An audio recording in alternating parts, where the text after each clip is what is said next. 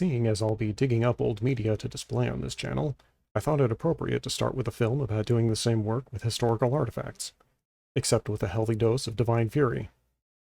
Come to think of it, divine fury is what sealed me in this place, so I suppose it really is the same work.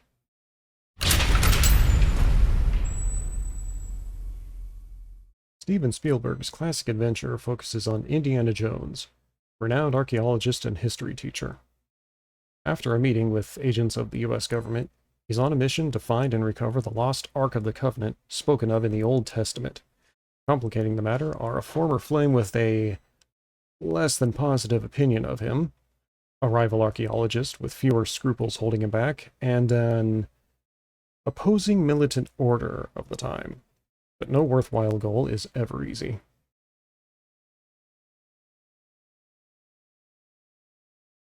As I revisited this movie, what stuck out to me most prominently, especially in comparison to modern cinema, was the use of practical effects and sets. CGI was in its early stages, noticeably so, at the time of production, so filmmakers had to innovate with the props and effects available. And I, for one, can appreciate the results.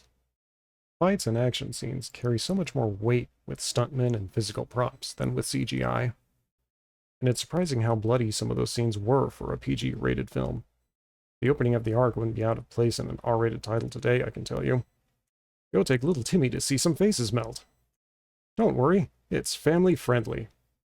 Physical props and set pieces also make the experience much more immersive, and it's helped in no small part by John Williams' iconic score.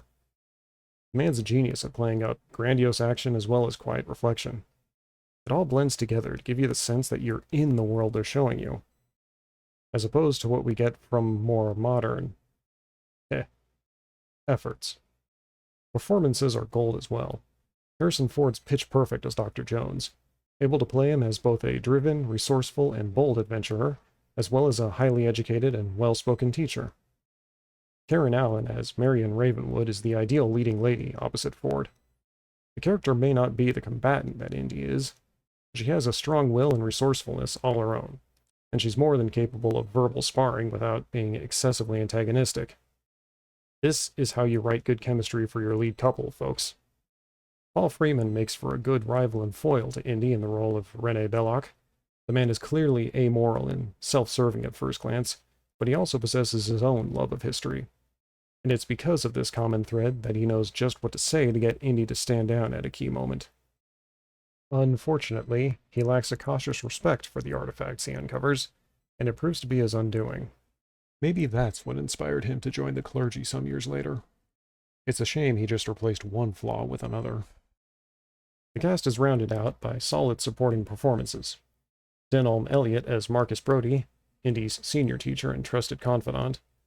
John Rhys Davies as Sala. Oops, wrong picture. Indy's boisterous friend with the local connections and inside knowledge to get him where he needs to go.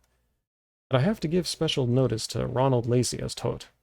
His mannerisms seem almost cartoonish at times. That just makes his sadistic villainy stand out more by contrast. Even the minor characters stick out in their own ways. I think I've seen that guy running around with a set of robot limbs before. And I didn't know that Kingsley Shacklebolt and Chocolat Mousse used to be pirates. Those guys have impressive work histories. It's easy to see how this movie became a classic of cinema, from the performances to the score and the iconic shots. Hey, I think I have some chambers in my vault that look just like that. Everything just gels together to become timeless. Whether you're familiar with it or not, it's worth your time to watch this first chapter of the trilogy. Yes. Trilogy.